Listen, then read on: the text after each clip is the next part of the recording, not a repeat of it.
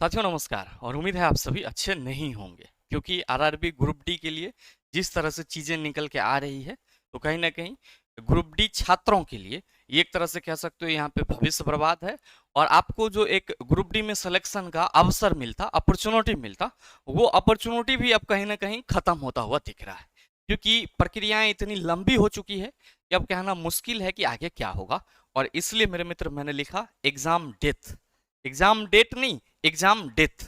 क्योंकि जिस तरह से चीजें हैं और जिस तरह से आपका कोर्ट का ऑर्डर आया है तो ये मान के आप चल सकते हो कि जो एग्जाम है ये आपका कहीं ना कहीं यहाँ पे मारा गया है। क्या हुआ सर? तो मेरे मित्र जो सबसे पहला डाउट आप सबों के मन में है कि 1 सितंबर सुनवाई का क्या हुआ, तो आपकी जानकारी के लिए मैं बताना चाहूंगा कि 1 सितंबर को आपका कोई सुनवाई ही नहीं हुई और जो केस है उसको लिस्ट ही नहीं किया गया था। अब लोग अलग अलग तर्क दे रहे हैं, वो तर्क कहाँ तक जायज है कहाँ तक क्या है वो तो वही जाने, लेकिन सच्चाई यही है कि 1 सितंबर को आपका जो है वो कोई सुनवाई नहीं हुआ है। ये चीज ध्यान में रखिएगा। अब चीजें क्या निकल के आ रही है कि क्या सर एग्जाम अक्टूबर में होगी? मेरे मित्र बिल्कुल संभावनाएं अब यहां से खत्म हो चुकी है कि आपकी एग्जाम जो है वो अक्टूबर में होगी। आप कहेंगे ऐसा क्यों बोल रहे हैं?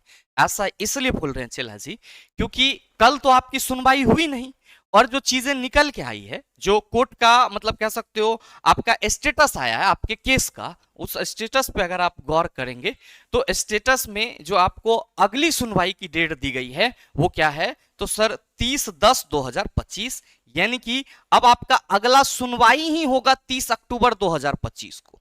अगला सुनवाई ही होगा 30 अक्टूबर 2025 को।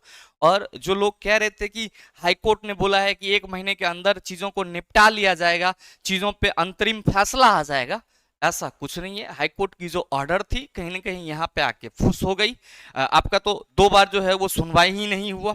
18 अगस्त की बात कर लो या फिर उससे आगे कई बार ऐसा हुआ कि आपका केस लिस्ट ही नहीं किया गया है। और अब जो आपका कल का सिनेरियो है वो ये है कि अगला सुनवाई, अगला हियरिंग जो आपकी होनी है वो 30 अक्टूबर 2025 को होनी है।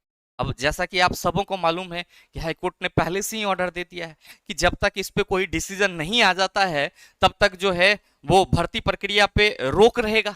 तो ऐसे में जो आप सबों के मन में ये बड़ा सवाल आ रहा था कि गुरुजी क्या हम लोग का एग्जाम अक्टूबर में होगा, तो मेरे मित्र आप सभी ये मान लो कि अब आपकी जो एग्जाम है वो अक्टूबर में होने वाली नहीं है।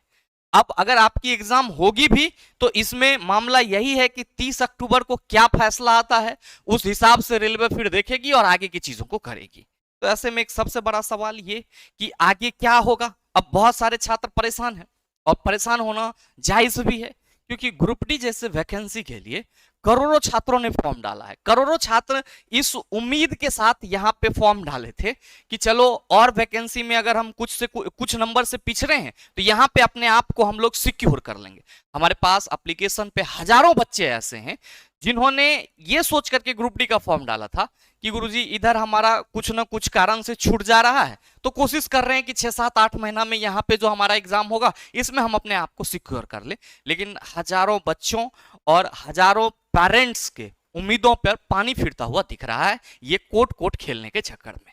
अब मामला बहुत ही सिंपल था। हम बात जब भी करेंगे तो 2 टूक करेंगे, इसमें किसी को कोई एतराज नहीं होना चाहिए था। लेकिन नहीं, हमें तो सर हीरो बनना है, हमें तो दिखाना है। हमें मुझे मालूम है कि आप में से कुछ लोग कहेंगे कि आप कैसे टीचर हैं। मेरे मित्र हम कैसे टीचर नहीं हैं, सच्चाई सबको हजम नहीं होती है और सच जो है वो कड़वा होता है। क्या इशू हो गया अगर रेलवे ने आईटीआई वाले छात्रों के साथ 10th को भी अलाउ कर दिया? ऐसा तो नहीं था कि 10th वाले ही सारा सीट लूट करके ले जाते। कम से कम एग्जाम तो हो जाता, चीजें एक प्रोसीजर के अंतर्गत तो होती, एक बच्चों को अवसर तो मिलता, एक अपॉर्चुनिटी तो मिलती। लेकिन इन सभी चीजों को धत्ता बताते हुए कुछ लोगों को यह लगा कि नहीं चीजें हमारे हिसाब से होनी चाहिए। तो ये तो आप सबों को मालूम है कि कोर्ट कचहरी और डॉक्टर का जो लफड़ा होता है ये बहुत लंबा खींचता है। तो जो एक उम्मीद थी कि एग्जाम अक्टूबर में हो सकती है वो उम्मीद ही सर इस स्टेटस से खत्म होता हुआ दिख रहा है। 30 अक्टूबर को आपका हियरिंग ही होना है तो अब चीजें उसके बाद ही कुछ हो पाएगी। मतलब आप कह सकते हो नवंबर दिसंबर या मे भी आपका कहीं ना कहीं अगले साल भी चीजें चली जाए। और रही बात आगे की तो आगे वेट एंड वॉच की स्थिति में आपको रहना होगा और अब ये चीजें क्लियर हो पाएगी कि 30 अक्टूबर के बाद आपके लिए क्या चीजें सामने निकल के आ रही है।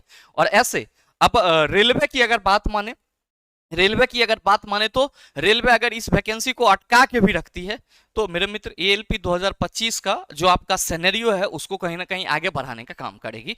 जो मतलब एक तरह से कह सकते हो कि चीजें होता हुआ दिख रहा है वो कुछ इसी तरीके का है।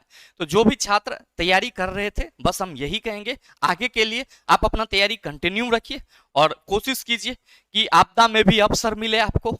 ठीक है, आपके लिए थोड़ा सा प्लस पॉइंट ये है कि जिनका तैयारी नहीं हो पाया है उनको तैयारी के लिए समय मिलेगा। बाद बाकी जो चीजें हैं और जिस जिस तरह से YouTube पे चीजें चल रही है वो आप सबों के सामने है।